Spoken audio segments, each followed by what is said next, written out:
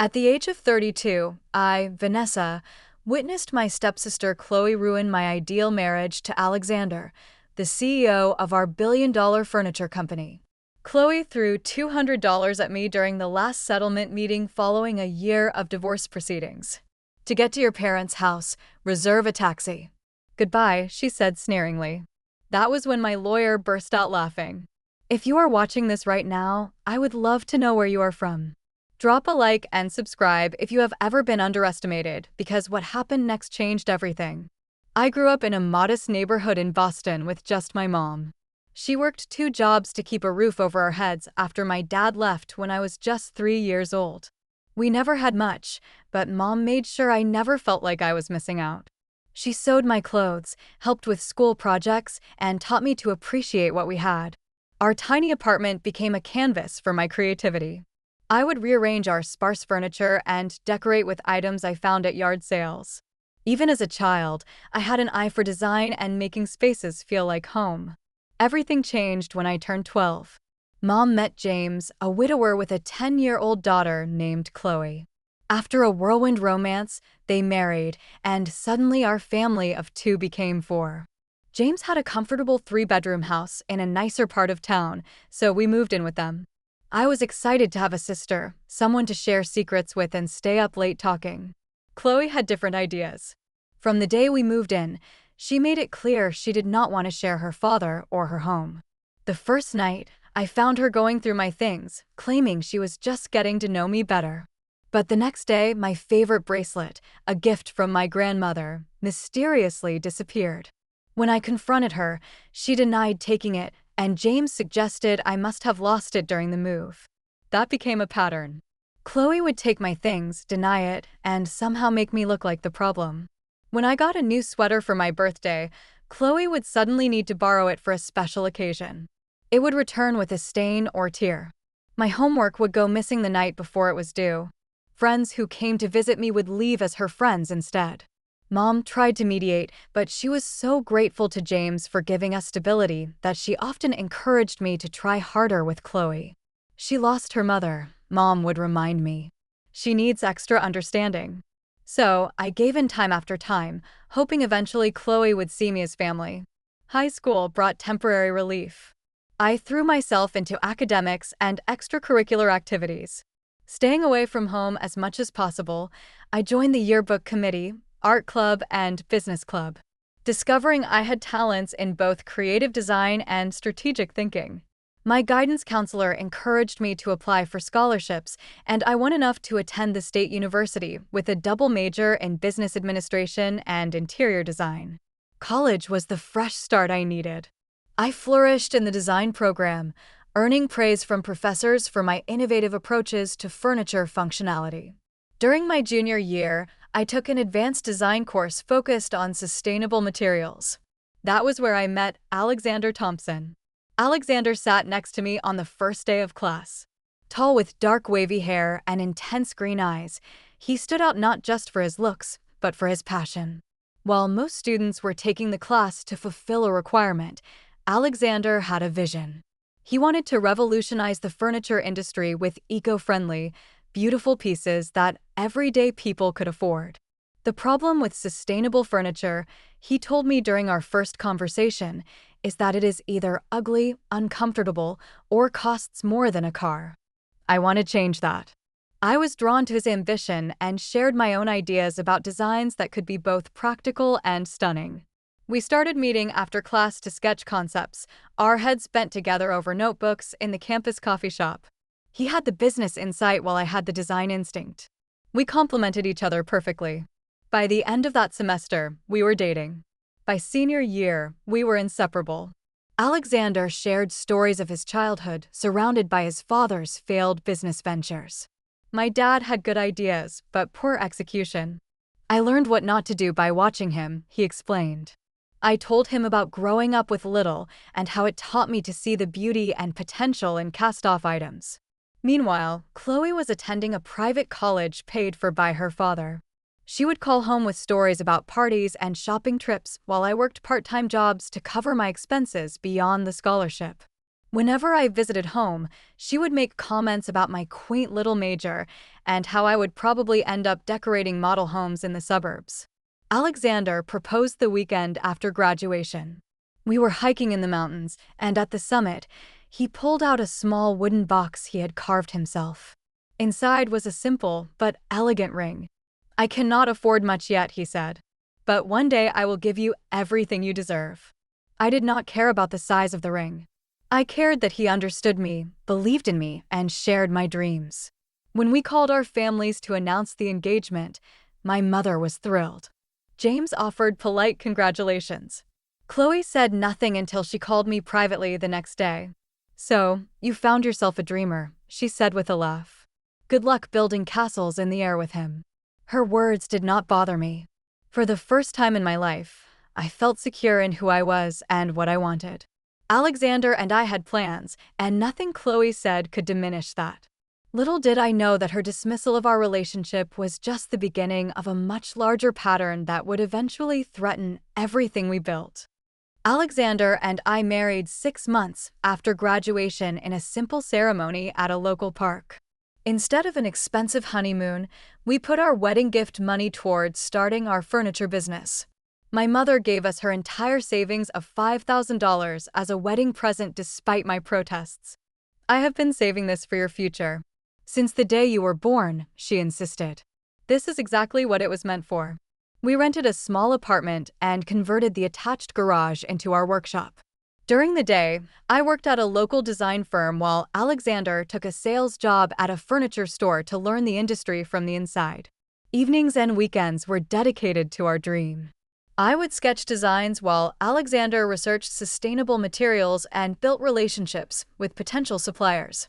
Our first pieces were created from reclaimed wood we salvaged from construction sites.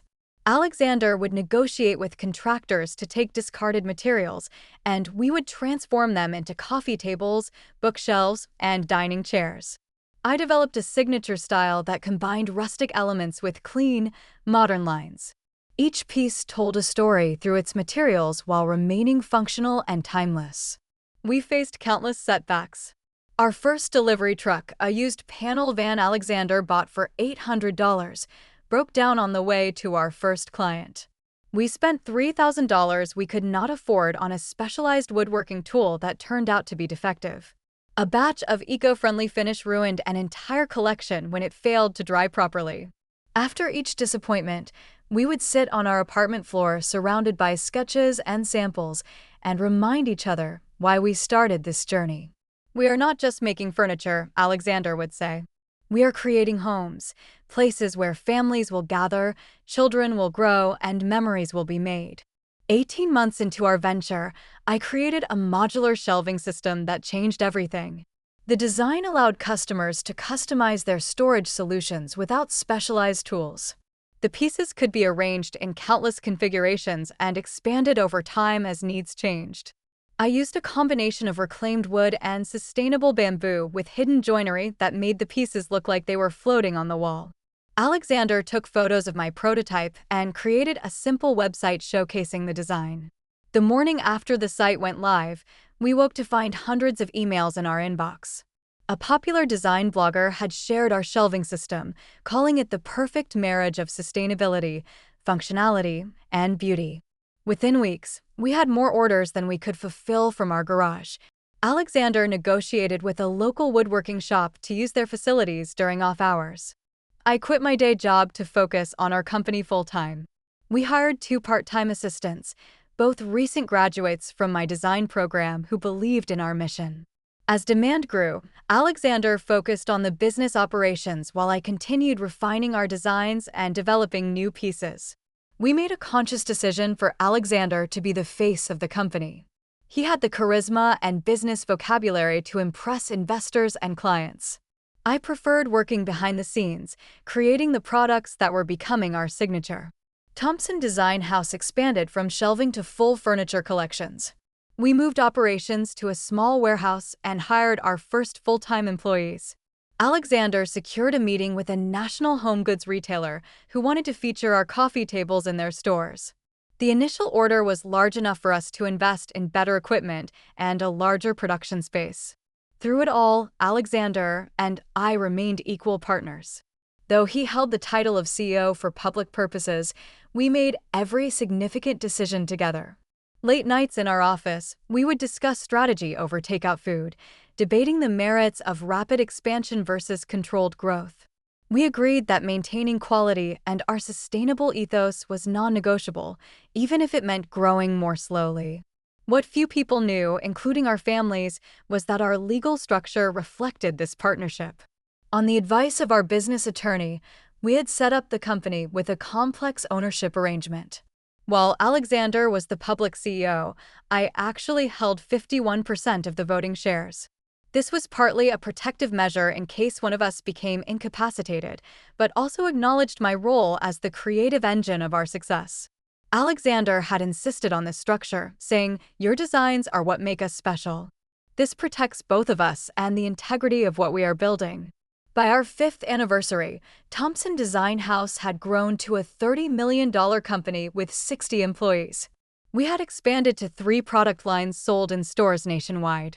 Our little garage operation now occupied a renovated former textile mill where we combined manufacturing with elegant showrooms. We finally bought our dream home, a Victorian fixer-upper that I spent 2 years restoring and furnishing with our own pieces. Through these years of growth, Chloe remained on the periphery of our lives. She would appear at family holidays, always with a new boyfriend and stories of her glamorous life in New York, working in fashion public relations. She would make comments about how lucky I was that Alexander had turned my little hobby into a real business. I would smile and change the subject, not bothering to correct her assumption that Alexander was the driving force behind our success. What I failed to notice was how her interest shifted as our company grew more prominent. Her dismissive comments about our quaint little business gave way to curious questions about our revenue and expansion plans. When Alexander was featured in a business magazine as a rising star entrepreneur, Chloe called to congratulate him directly, bypassing me entirely. These were warning signs I should have heeded, but I was too consumed with our growing business and too accustomed to Chloe's behavior to recognize the danger approaching. 7 years into building our company and our marriage, Chloe re-entered our lives in a way I never anticipated. She called me in tears one February evening. Her voice cracked as she explained that her boyfriend of 3 years had been cheating on her with his assistant. She had quit her job in a dramatic confrontation at the office and now had nowhere to go. "The lease on my apartment is up next month anyway," she sobbed. "I just cannot face staying in the city right now. Could I stay with you guys for a few weeks until I figure things out?" Despite our history, my heart went out to her. I knew the pain of betrayal from childhood abandonments, though not from a romantic partner. Alexander was hesitant when I suggested offering Chloe our guest house, a converted carriage house behind our main home. "Are you sure?" he asked. "You and Chloe have never exactly been close." "She is family," I replied. "And she is hurting. Maybe this is our chance to heal the past." Looking back, I realize how naive that hope was. Chloe arrived with 6 suitcases and a bitter attitude. The first few days, she barely left the guest house, ordering delivery food and watching reality television. I checked on her daily, bringing home-cooked meals and offering to help her update her resume. She accepted my kindness with minimal gratitude, but seemed genuinely broken by her breakup. After about 2 weeks, she emerged from her shell and began showing interest in our lives. She asked for a tour of our offices and manufacturing facility. I was thrilled by what seemed like genuine curiosity about my work for the first time. She complimented my designs and asked thoughtful questions about our creative process. "You are actually really talented, Vanessa," she said, sounding surprised as she examined one of my latest chair prototypes. I had no idea. Her validation should not have mattered to me after all these years, but some part of me still craved approval from the stepsister who had dismissed me for so long. I began inviting her to dinner with us regularly, eager to strengthen our newfound connection. The first sign of trouble came about a month into her stay. I returned home early from a meeting with a supplier to find Chloe and Alexander in deep conversation in our kitchen. They fell silent when I entered, exchanging a quick glance before Alexander announced he needed to return some work calls. "What were you guys talking about?" I asked Chloe after he left. Oh, just some ideas I had for expanding your social media presence, she said casually. Did you know I handled all the Instagram marketing for my last company? Alexander seemed really interested in my approach. I brushed off the momentary unease I felt. After all, we could use help with our social media strategy, which had never been my strong suit. Over the next few weeks, I noticed Chloe making more efforts with her appearance when Alexander was home. She would wear form-fitting workout clothes to do yoga in the garden when she knew he would be passing by. Her casual touches on his arm during conversation lingered a beat too long. Alexander began working later and later. When I called the office one evening at 8:30, his assistant said he had left 2 hours earlier.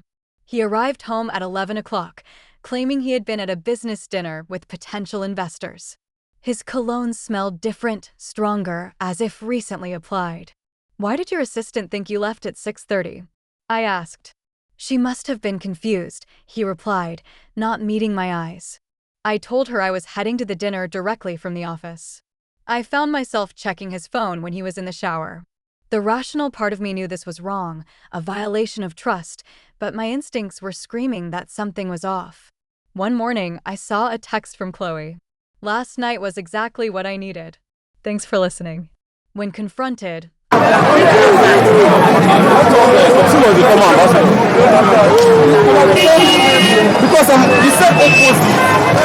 so in the zone. I did not want to disturb you. I wanted to believe him. Our marriage had always been solid, built on mutual respect and shared dreams. But the knot in my stomach would not dissolve. Chloe's few weeks stretched into 3 months. She began attending industry events as my guest, charming our investors and partners with her outgoing personality and fashion sense. Several times I noticed her and Alexander in animated conversations across crowded rooms, their body language excluding others from their private exchange. Then came the business trip to Chicago. We were opening a new showroom, and both Alexander and I planned to attend. The day before our departure, I developed a severe case of food poisoning. Alexander insisted on going without me. The investors are expecting us, he said. One of us has to be there. Chloe offered to nurse me back to health. You rest, sis. I will make sure you have everything you need. The next 3 days passed in a blur of sickness and sleep. Chloe brought me tea and toast, checked my temperature, and kept the house quiet. I was genuinely touched by her care. On the 4th day, feeling somewhat recovered, I decided to check my work emails. I opened my laptop to find that Alexander had left his email logged in. A message from our Chicago hotel caught my eye. Thank you for upgrading to our executive suite with complimentary champagne for 2. We hope you and Miss Cooper enjoyed your stay. My hands trembled as I pulled up our credit card statement online. There were charges for a romantic dinner at Chicago's most exclusive restaurant, 2 theater tickets, and a late-night room service order, all for 2 people. When I called the hotel directly, the cheerful receptionist confirmed that Mr. Thompson had indeed stayed with his wife, Miss Cooper, Chloe's last name. I confronted her immediately, still weak from my illness, but fueled by a burning rage. Did you go to Chicago with Alexander? Chloe did not even try to deny it. A slow smile spread across her face as she examined her manicure. I wondered how long it would take you to figure it out. Yes, I went with him, and it was not the first time we have been together. How could you do this after everything I have done for you? She laughed, the sound brittle and cold. Oh, Vanessa, always so naive. Did you really think someone like Alexander would be satisfied with someone like you forever? You were useful when he was building the company, but now he needs someone who enhances his image, who can move in high society circles, someone like me. I was still reeling from this confrontation when Alexander returned home. Instead of shame or apology, he exhibited only irritation at being discovered. It just happened, he said dismissively. Chloe understands me in ways you never have. She sees my vision for taking the company global. My designs built this company, I reminded him, finding strength despite my physical weakness. Our shared vision. Our shared work. Alexander's laugh was eerily similar to Chloe's. Your designs, they were a good starting point, but my business acumen made them successful. Anyone can draw pictures of furniture, Vanessa. Building an empire takes something special. In that moment, I saw clearly how thoroughly he had revised our history, diminishing my contributions to justify his betrayal. The man standing before me was unrecognizable from the passionate, principled partner I had married. Success and ambition had corrupted him, or perhaps revealed who he had been all along. "I want you both out of my house," I said quietly. Alexander's expression hardened. "Actually, I think you will be the one leaving. The house is in my name, remember, for tax purposes and the company too. As CEO, I control everything. We are equal partners," I protested, legally and in every other way. "Check the paperwork," he suggested with a smirk. "Things might not be as you remember them." That night, I moved into a hotel, too devastated to argue and needing space to think. I would soon discover that Alexander had been planning this betrayal, methodically altering company documents and positioning himself as the sole creative force behind our success. What he did not know was that some papers cannot be changed, and some betrayals come with unexpected consequences. The weeks following my discovery of the affair were the darkest of my life.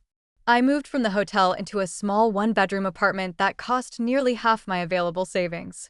Alexander had frozen my access to our joint accounts and company funds, claiming I was a flight risk who might damage the company out of spite. Meanwhile, he and Chloe flaunted their relationship publicly. They attended industry galas together, gave joint interviews about the exciting new direction of Thompson Design House, and moved my personal belongings to storage without my consent. Chloe began redecorating our home, replacing the furniture I had designed with gaudy, expensive pieces from our competitors. My first lawyer, a family friend who specialized in real estate law, was quickly outmatched by Alexander's aggressive legal team. They presented documentation showing that I had signed over my creative rights to the company years ago and that Alexander held sole ownership. When I insisted these documents were forgeries or that I had signed them under false pretenses, the lawyer gently suggested I might be misremembering due to emotional trauma. Depression enveloped me like a thick fog. I stopped eating regularly and spent days in bed replaying our relationship in my mind, questioning every memory. Had Alexander been using me all along?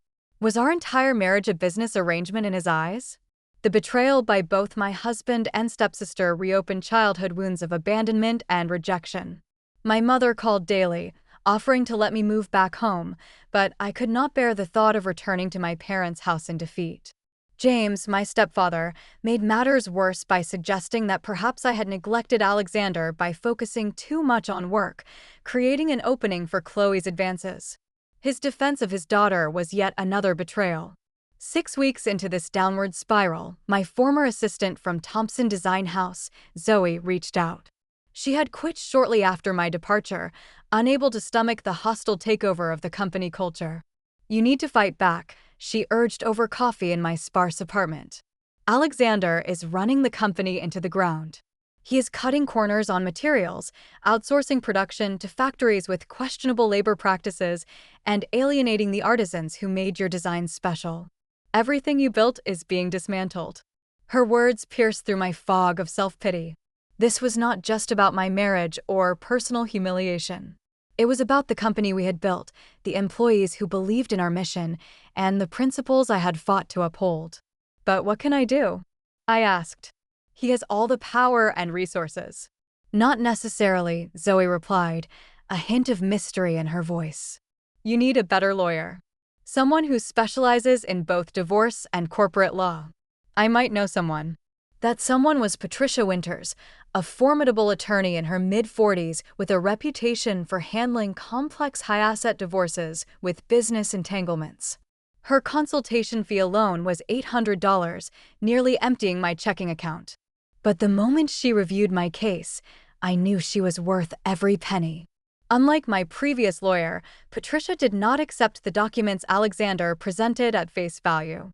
She dispatched her team to search public records, examine the original incorporation papers, and trace every legal filing in our company's history. "Something does not add up," she said during our second meeting. "The ownership structure changed 3 times in the past 2 years, each time reducing your stake. But the signatures on these amendments do not quite match your earlier signatures." And there is another issue. Do you remember the original operating agreement you both signed when forming the company? I strained to recall the details from 8 years ago. Vaguely. Alexander handled most of the legal paperwork. I focused on design and production, but I know we set it up as equal partners. Patricia slid a document across the table. More than equal, according to the original filing, which cannot be altered without signatures from both parties and witnesses. You hold 51% of the voting shares. Alexander holds 49%. I stared at her in disbelief. That cannot be right.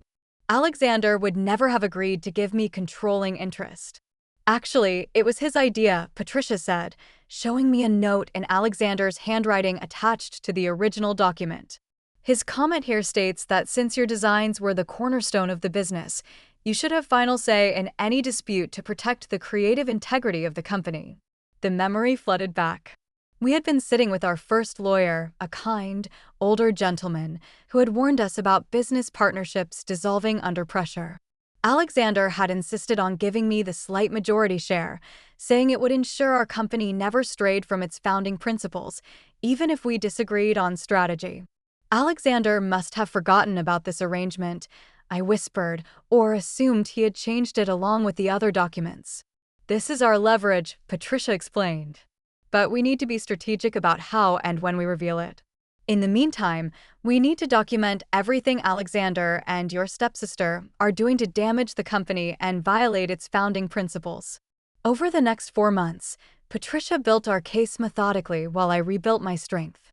With Zoe's help, I connected with loyal employees still at Thompson Design House, who secretly provided information about Alexander's mismanagement. He had replaced quality materials with cheaper alternatives while maintaining premium prices. He had canceled our partnerships with sustainable forestry programs. Most damaging, he had hired a different designer to create pieces remarkably similar to my upcoming collection, which he planned to release under his sole creative direction. During this time, Alexander offered insultingly low settlement proposals, each one accompanied by thinly veiled threats. You should take this now, his lawyers would advise. Mr. Thompson is being generous considering your limited contributions to the company's success. The lowest point came when I learned that Alexander and Chloe had become engaged barely 6 months after our separation. They held a lavish party at our former home, inviting industry leaders and press to celebrate. The business journals praised Alexander's bold new vision and referred to Chloe as his partner in both life and creative direction. In my darkest moments, Patricia became not just my attorney, but my champion. They think they have won, she would remind me. That gives us the advantage of surprise. Keep documenting. Keep gathering allies. Your moment will come. And she was right. Alexander's arrogance led to carelessness. He began using company funds for personal expenses, a clear violation of corporate governance. He fired several long-tenure employees who questioned his decisions, creating potential wrongful termination claims. Most significantly, he attempted to sell company assets to fund a new manufacturing facility without proper board approval. Meanwhile, I slowly reconnected with my creative spark. In my small apartment, I began sketching again, developing new designs that represented my personal evolution through adversity. I met quietly with a few trusted former clients who had been disappointed with the company's new direction. Without making promises, I planted seeds about my eventual return to the industry. By the time Alexander's lawyers called to schedule a final settlement conference, Patricia had compiled an ironclad case. We had evidence of document fraud, misappropriation of company funds, intellectual property theft, and breach of fiduciary duty. Most importantly, we had the original incorporation documents proving my majority ownership. Are you ready for this? Patricia asked the night before the meeting. Once we play this card, there is no going back. Alexander and Chloe will be exposed, but so will you. The industry will know everything. I thought about the company we had built from nothing, about the customers who had believed in our vision, and about the young designer I had once been, full of hope and creativity. I am ready, I said, not for revenge, but for restoration. The stage was set for a confrontation that would determine not just the financial terms of our divorce, but the very soul of the company we had created together. With Patricia's guidance, I began methodically rebuilding both my confidence and my position. The first step was securing my financial independence. I took a consulting job with a small sustainable architecture firm, advising on interior elements and furniture selection. The work was far below my capabilities, but it provided steady income and reconnected me with my design roots without the pressure of running a company. On Patricia's advice, I maintained a low profile publicly. When industry acquaintances asked about the divorce, I offered minimal comments about irreconcilable differences and wishing Alexander continued success. This restraint confused Alexander, who had expected public accusations and emotional outbursts he could use to paint me as unstable. "He is waiting for you to implode," Patricia observed after one particularly provocative interview where Alexander claimed I had struggled with the pressures of growth and needed to step away for personal reasons. "Every day you remain calm, and professional frustrates him more." Behind this composed facade, we were assembling a powerful coalition. Daniel Foster, our company's original investor who had been marginalized by Alexander, became a crucial ally. As a board member, he had access to financial reports showing concerning trends in the company's performance despite Alexander's public claims of record growth. "The numbers do not lie," Daniel told me during a discreet meeting at Patricia's office. "Customer returns are up 40%. Repeat business is down. The core clientele who appreciated the sustainable materials and craftsmanship are abandoning the brand." One by one, I reconnected with key people from the company's history. Our first production manager, now running his own woodworking studio, the sustainable materials supplier who had been replaced by cheaper alternatives. The marketing director who had resigned rather than promote what she considered false claims about the company's environmental practices. Each conversation strengthened my resolve and contributed pieces to our strategy. These loyal former team members agreed to provide statements about the company's founding principles and my role in establishing its creative direction. They shared documentation of Alexander's recent deviations from our quality standards and ethical commitments. The most valuable ally emerged unexpectedly. Harold Winters, the company's chief financial officer and Alexander's fraternity brother, requested a confidential meeting through Patricia. I had always considered Harold firmly in Alexander's corner, but his expression when we met revealed a man in profound ethical distress. "I cannot be part of this anymore," he confessed, sliding a flash drive across the table. "Alexander is cooking the books. He is inflating sales figures, hiding expenses, and misleading investors. I have tried to counsel him, but Chloe encourages his worst instincts. She wants the celebrity lifestyle without understanding the business fundamentals." The flash drive contained meticulously organized financial records showing discrepancies between public statements and actual performance. Most damning were emails in which Alexander directed Harold to get creative with quarterly reports to impress potential investors for a planned expansion. "Why are you doing this?" I asked him. "You and Alexander have been friends for 20 years. Harold's expression was pained. "Because the Alexander the First knew would never have done any of this. Success and your stepsister have changed him. The company we built deserves better." His use of "we" was not lost on me. Despite his friendship with Alexander, Harold recognized that Thompson Design House had been a collective achievement, not a one-man show. With mounting evidence of mismanagement, Patricia suggested a bold step: private meetings with the company's major investors. This was legally permissible given my majority shareholder status, though Alexander remained unaware of this fact.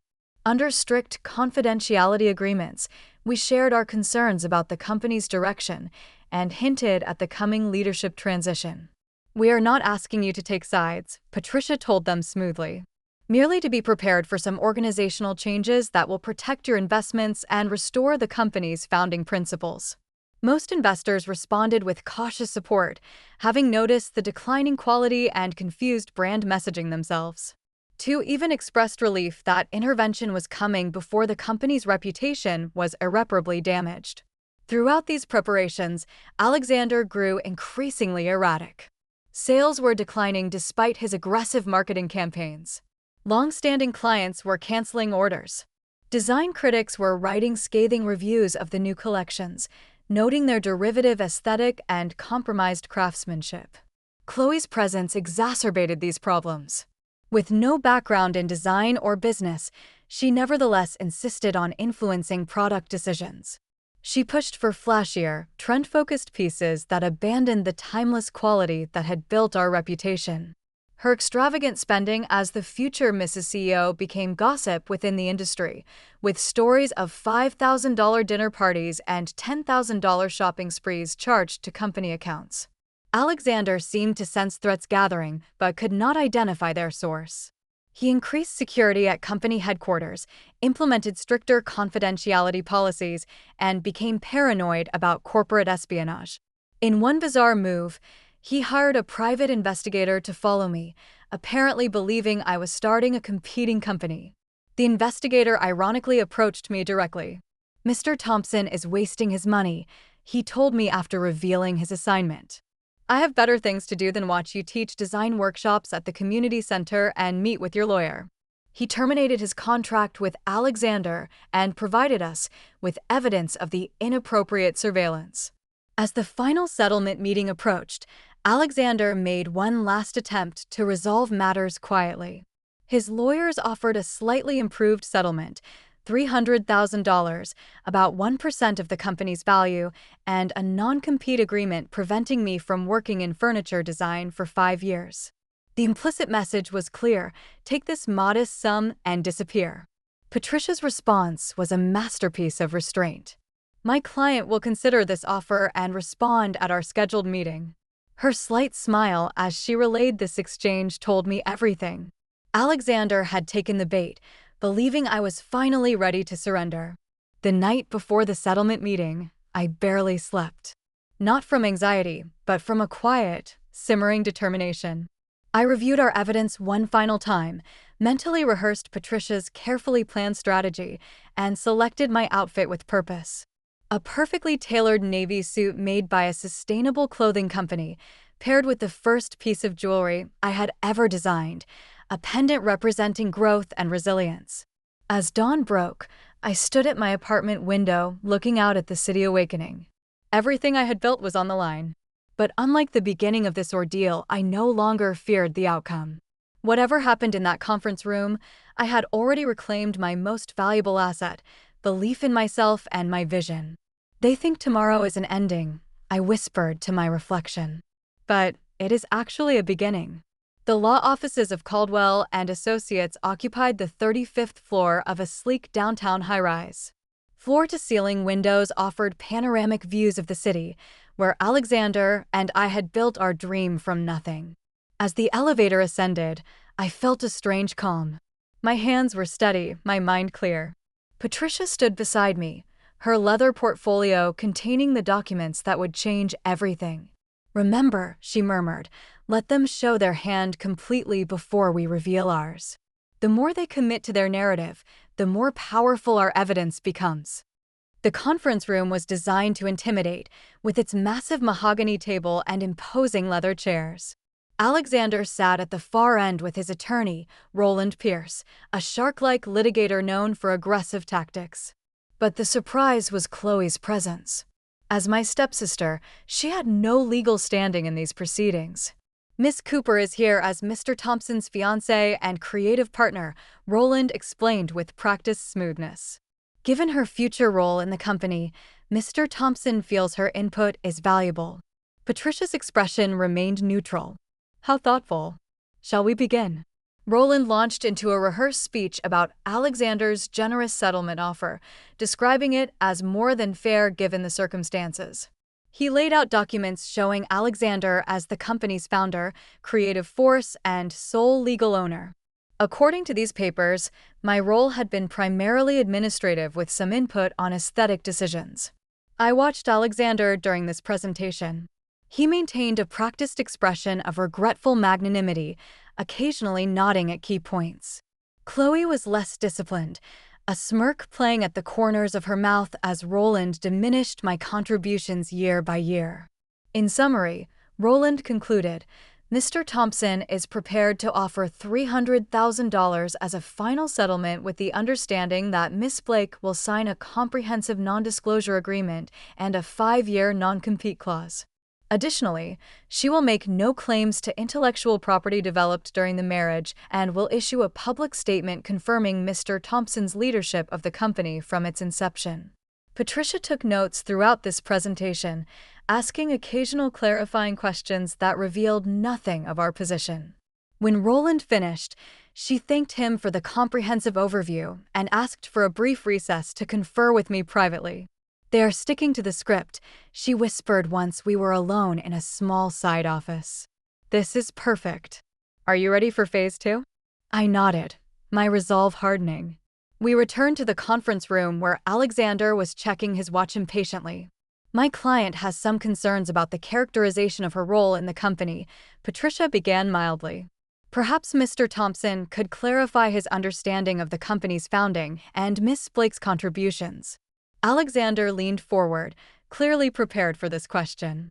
"Vanessa had good taste and some interesting ideas early on," he said, his tone patronizing. "I have always acknowledged that. But translating concepts into a viable business requires vision, leadership, and risk-taking. The company succeeded because I built the systems, secured the investments, and made the hard decisions. Ideas without execution are worthless.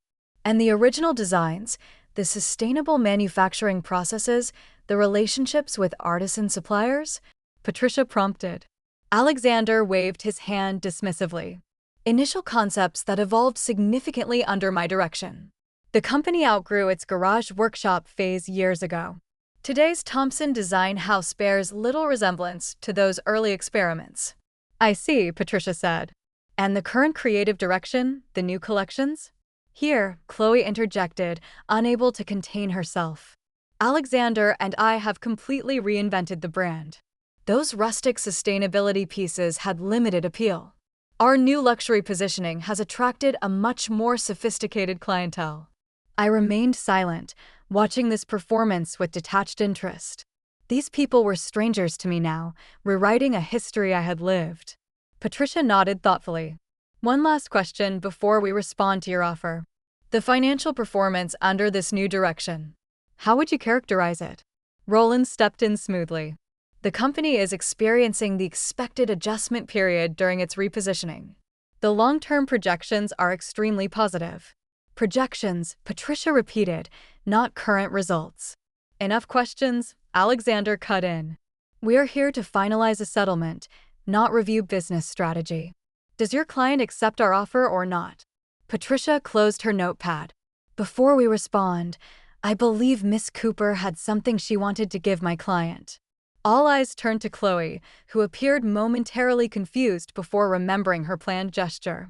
She reached into her designer handbag and withdrew 2 $100 bills, sliding them across the polished table toward me. "For your cab fare," she said with a cold smile. "Book a cab to your parents' place. Goodbye, Vanessa. No hard feelings, right? Business is business." The room fell silent. The deliberate humiliation hung in the air, so nakedly cruel that even Roland looked uncomfortable. Alexander studied his watch, neither endorsing nor stopping his fiancée's behavior. I reached for the bills, my fingers hovering over them for a moment. Then I looked up at Patricia and nodded slightly. Patricia's laugh broke the tension, a genuine sound of amusement that startled everyone. She opened her portfolio and began distributing documents to Alexander's team. "What is this?" Roland demanded, scanning the first page. "The original incorporation documents for Thompson Design House," Patricia replied calmly. "You will note on page 3 the ownership structure clearly establishing my client as the majority shareholder with 51% controlling interest. This document was properly filed with the state and has never been legally amended despite the altered copies you have been working from." Alexander snatched the papers from Roland, his face flushing as he read. "This is a forgery. I would never have agreed to this arrangement." Patricia slid another document across the table. "Your handwritten note on the original filing, Mr. Thompson. Quote, Vanessa's designs are the heart of our company. This structure ensures our founding vision remains protected. End quote. Our handwriting expert has verified its authenticity, as has the notary who witnessed the original signing. Roland was already flipping through the document, his expression darkening. This should have been disclosed during discovery. It was included in the original corporate records you requested, Patricia replied. Not our fault if you relied on the altered versions Mr. Thompson provided rather than verifying with state records. Chloe looked bewildered. What does this mean, Alexander? What is she talking about? Alexander ignored her, his eyes locked with mine for the first time. Even if this were valid, which I do not concede, it changes nothing. I am still CEO. The board supports me. About that, Patricia continued, distributing another set of documents. These are statements from 4 of your 7 board members, expressing concerns about recent management decisions, particularly those involving financial reporting irregularities, quality control issues, and unauthorized use of company funds for personal expenses. She passed copies of emails, financial records, and photos documenting Alexander and Chloe's extravagant lifestyle funded by company accounts. My client has been quite thorough in documenting the numerous breaches of fiduciary duty committed over the past 8 months. The color drained from Alexander's face as he recognized Harold's detailed financial analyses among the evidence. Harold gave you these? That is a violation of his employment contract. Actually, as an officer of a company reporting to the majority shareholder, he was fulfilling his legal obligation, Patricia corrected, which brings us to our counteroffer. She outlined terms that made Roland physically recoil.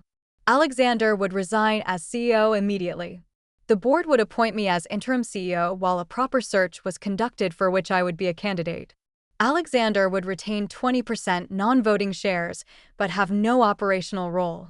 The company would return to its original sustainable design principles and ethical manufacturing standards. This is absurd, Alexander sputtered. I built this company. No, I said, breaking my silence at last. We built it together. Then you tried to steal it. There is a difference. Chloe finally grasped what was happening. You cannot do this to us. Do you know who I am, who we are in this industry? Patricia regarded her with clinical detachment. Miss Cooper, you have no standing in these proceedings. However, we have documented $62,000 in personal expenses you charged to company accounts without authorization. My client is prepared to address that matter separately unless a prompt repayment plan is established. Chloe turned to Alexander, expecting him to defend her, but he was engrossed in whispered conversation with Roland. The lawyer's grave expression told the whole story. Their position was crumbling. After 20 minutes of legal consultation, Roland requested a 24-hour recess to consider our terms. Patricia agreed, but added one stipulation. An immediate board meeting would be called to disclose the ownership revelation and suspend any major company decisions pending resolution. As we prepared to leave, I paused at the door and turned back. Keep the cab fare, Chloe. I drove myself today, and I will be driving myself from now on. In the elevator descending to the lobby, Patricia finally allowed herself a satisfied smile. That went even better than expected. Did you see Roland's face when he verified the incorporation documents? What happens now? I asked, still processing the dramatic shift in power.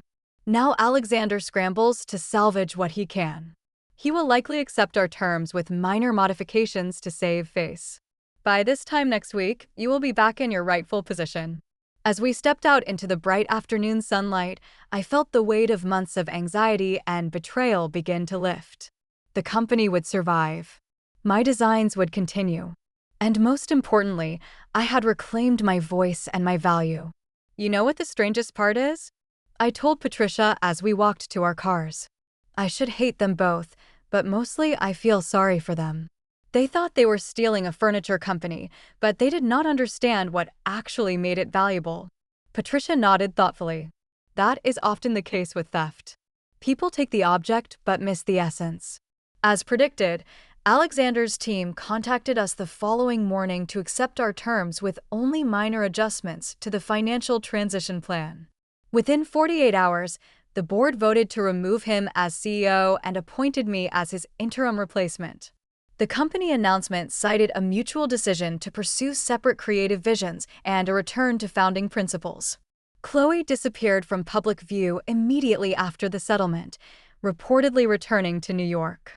Alexander gave one final interview, claiming the transition was his idea all along, that he had accomplished his goals for the company and was ready for new challenges. Nobody in the industry believed him, but the fiction allowed for a smoother transition. As for me, I drove directly from the attorney's office to our manufacturing facility. There were designs to restore, relationships to rebuild, and a company culture to heal. The true work was just beginning. The morning after the settlement, I walked into Thompson Design House headquarters for the first time in nearly a year. Employees stopped mid-conversation as I crossed the lobby, their expressions ranging from shock to tentative smiles. Harold met me at the elevator, offering a firm handshake that conveyed both professional respect and personal apology. "The executive team is assembled in the conference room," he said. "There are quite a few new faces since your time." I nodded, straightening my shoulders. "Then let us make proper introductions." The next hours were a blur of meetings, revelations, and difficult conversations. Some of Alexander's hires were clearly uncomfortable with the sudden leadership change. Others seemed relieved. I made no sweeping declarations or dramatic firings. Instead, I listened, asked questions, and took careful notes on how the company culture had transformed in my absence. The changes were substantial. Our commitment to sustainable materials had been compromised by cost-cutting measures. Our master craftspeople had been marginalized in favor of mass production techniques. The warm, collaborative environment had given way to a hierarchical structure with little transparency between departments. "Our first priority is stabilizing operations," I told the executive team. "No more conflicting directives or shifting priorities." We returned to our core principles: sustainability, quality, and thoughtful design that stands the test of time. Over the following weeks, I worked 16-hour days rebuilding what had been damaged. I met personally with our artisan partners, many of whom Alexander had alienated with payment delays and unreasonable demands. I reviewed every product in our current catalog, identifying which pieces remained true to our standards and which needed to be discontinued. The financial situation was worse than I had anticipated. Alexander's push for rapid expansion had left us overextended with costly leases on showrooms in locations that did not align with our customer base. His luxury repositioning had alienated our core customers while failing to attract enough new ones to compensate. With Harold's help, I developed a recovery plan focusing on our strengths. We would scale back to our most successful product lines, reinvest in quality materials, and rebuild relationships with the sustainable suppliers who had been with us from the beginning. Marketing would highlight the craftsmanship and environmental benefits that had always differentiated our brand. The board approved my plan with cautious optimism. 2 members resigned, having been Alexander's personal friends more than true believers in the company mission. I replaced them with industry veterans who understood the value of ethical business practices and long-term thinking.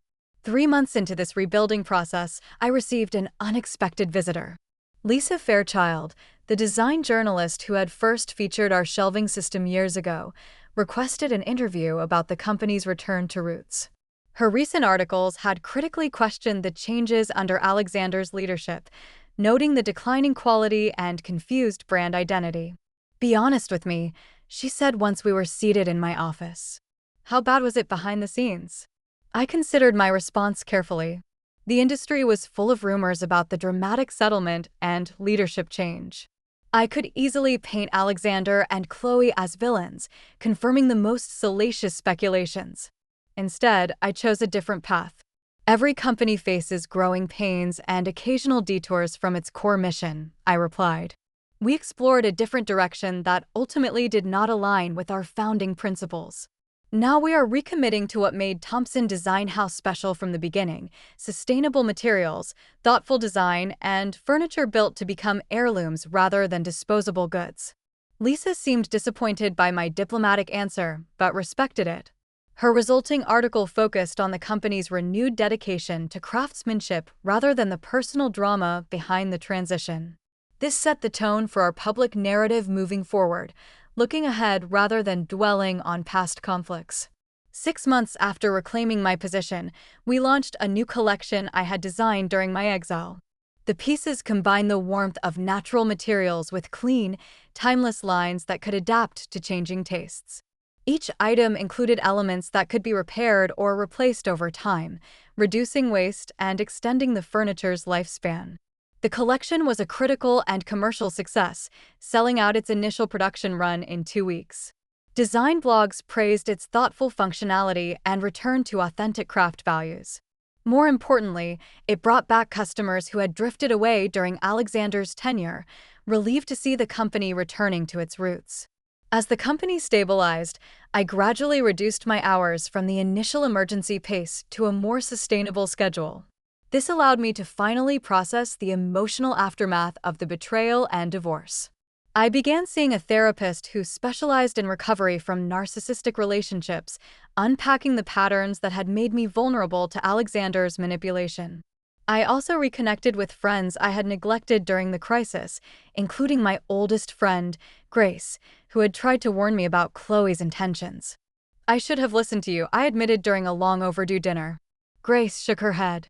"You wanted to believe the best about people you loved. That is not a character flaw, Vanessa. It is what makes you who you are." On the 1-year anniversary of the settlement meeting, I received an unexpected message from my mother. Chloe had contacted her asking for money. Apparently, after Alexander lost his position and company housing, he had quickly lost interest in Chloe as well. Their engagement had imploded within weeks, leaving Chloe without the wealthy husband or glamorous lifestyle she had schemed to acquire. "She is working as a sales assistant at a department store in New Jersey," my mother reported. "James wants to help her financially, but I thought you should know first." My immediate reaction surprised me. Instead of satisfaction at Chloe's downfall, I felt a complex mix of emotions: lingering hurt, faded anger, and unexpected compassion. "Tell James he should help his daughter if he wants to," I told my mother. "Her choices and their consequences are her journey, not mine." 2 weeks later, I encountered Chloe directly. I was leaving a restaurant after a business dinner when I spotted her across the street, struggling with shopping bags at a bus stop. She looked different, her designer clothes replaced by practical retail attire. Her confident posture diminished. For a moment, I considered walking in the opposite direction. Instead, I crossed the street. "Hello, Chloe." She froze, her expression cycling through shock, embarrassment, and defensiveness. "Come to gloat?" she asked, chin raised in defiance despite her circumstances. "Actually, I was going to offer you a ride," I replied. "It is starting to rain." The unexpected kindness seemed to deflate her. "Why would you help me after what I did?" I considered the question seriously. Because holding on to anger takes energy I would rather invest elsewhere. And because despite everything, we were family once. The ride to her small apartment was mostly silent. As she gathered her bags to exit the car, she hesitated. "For what it is worth, I am sorry. Not that you would believe me." "Maybe, maybe not," I answered truthfully. "But I hope you find what you are actually looking for, Chloe. The things you took from me never seemed to make you happy." I drove away without looking back, feeling a lightness I had not expected. The encounter brought closure to a chapter that had been left unfinished in the legal proceedings. Today, Thompson Design House is thriving again. We are smaller than during Alexander's expansion, but more profitable and true to our founding vision. I legally changed the company name to Blake Designs, removing the last vestige of my connection to Alexander. Our workshops now include training programs for young craftspeople, ensuring traditional woodworking skills continue into the next generation. As for me, I have found my voice again, both as a designer and as a woman. The betrayal that once defined my days has faded into a valuable lesson about self-worth and resilience. I learned that my value was never dependent on Alexander's validation or Chloe's approval. It existed in my creativity, my integrity, and my capacity to rebuild from ruins.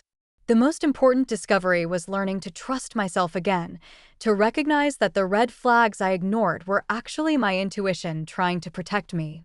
Now I listen to that inner voice first before any external opinions. Sometimes I think about the young couple who started a furniture business in a garage, full of dreams and mutual respect. That story had a different ending than I expected, but perhaps a more meaningful one. Instead of sharing success with a partner who valued me, I had to lose everything to discover I was enough on my own. If you have ever been betrayed by someone you trusted or had something precious stolen from, you know that the greatest victory is not in revenge, but in rebuilding. The real CEO of your life has always been you. I would love to hear in the comments if you have ever had to start over after a betrayal and what helped you find your strength again. Please like and subscribe if this story resonated with you and share it with someone who might need to be reminded of their own power. Thank you for listening to my journey, and remember, sometimes losing what you thought you wanted opens the door to what you truly deserve.